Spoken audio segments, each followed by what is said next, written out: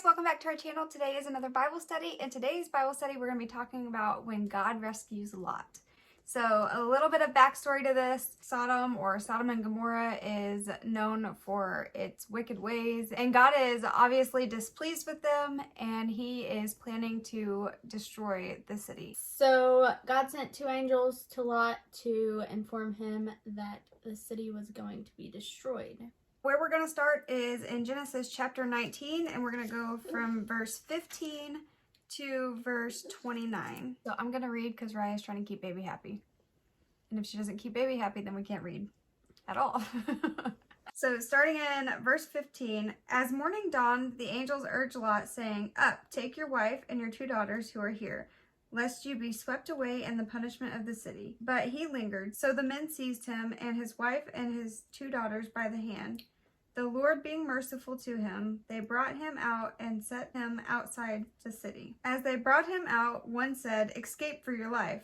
Do not look back or stop anywhere in the valley. Escape to the hills, lest you be swept away." And Lot said to them, "Oh no, my lords. Behold, your servant has found favor in your sight, and you have shown me great kindness in saving my life. But I cannot escape to the hills, lest the disaster overtake me and I die. Behold, this city is near enough to flee to, and it is a little one. Let me escape there. Is it not a little one? And my life will be saved?" He said to them, "Behold, I grant you this favor also, that I will not overthrow the city of which you have spoken. Escape there quickly, for I can do nothing till you arrive there." Therefore the name of the city was called Zoar. The sun had risen on the earth when Lot came to Zoar. Then the Lord rained on Sodom and Gomorrah sulfur and fire from the Lord out of heaven. And he overthrew those cities, and all the valley, and all the inhabitants of the city, and what grew on the ground. But Lot's wife behind him looked back, and she became a pillar of salt.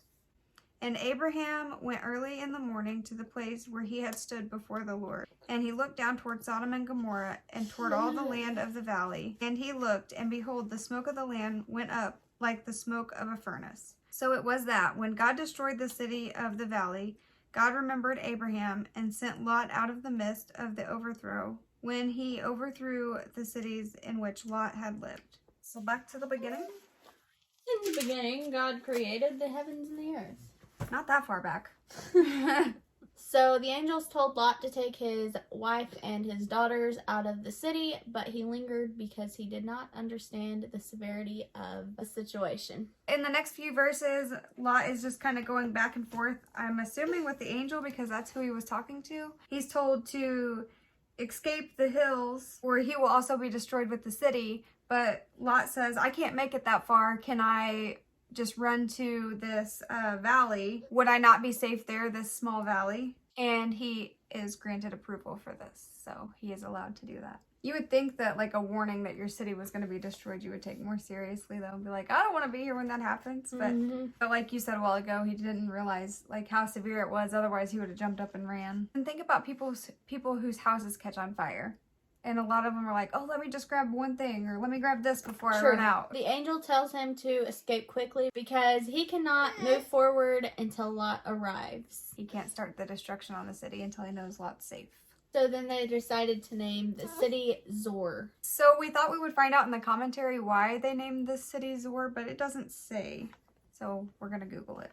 It means little or insignificant. So they named the city Zoar because it was a little valley. Valley? What is that? Valley?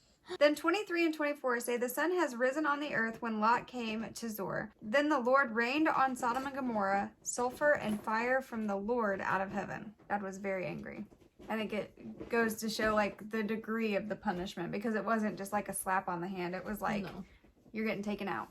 Burning you down. It destroyed the entire city, everything that was in it, and everything that grew on the ground. Nothing left. So back in verse 17, the angel warns Lot to escape and not to look back. But then in verse 26, it says that Lot's wife does look back, and she becomes a pillar of salt because she ignores this warning, which we're not really told whether Lot shares this warning with her or not. Like maybe she just didn't know she wasn't supposed to look back. That's where you live. Yeah, it would be hard not to look back. If you think about it, if your house is on fire, you're gonna look back. Yeah, that would have been hard. So Lot no longer has a wife, and He has a pillar of salt and stick. and him and his daughters continue to escape. So then it switches from being about Lot to reminding us again about Abraham. It says, Abraham went early in the morning to the place where he had stood before the Lord, and he looked down at Sodom and Gomorrah and toward all the land of the valley. And he looked, and behold, the smoke of the land went up like the smoke of a furnace. So it was that when God destroyed the cities of the valley, God remembered Abraham and sent Lot out of the midst of the overthrow, and he overthrew the cities in which Lot had lived.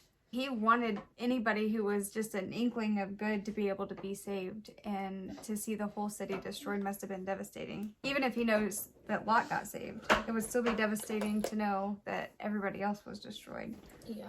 I'm sure he's very grateful that Lot got saved, but whether he knows at this moment or not, whenever he's going out and looking on the land, it's not really told to us. All right, guys, so that's the end of this one. I guess what we learned from it is if you're bad, you will eventually suffer the judgment of God, and it's not pretty. So if you enjoy Bible studies like this, we post one every Monday. We also post videos on Wednesdays and Fridays. Wednesdays, we are currently in Study Purpose in the Pit. On Fridays, we do fun videos, makeup, food, fashion, DIY. You never know. We never know.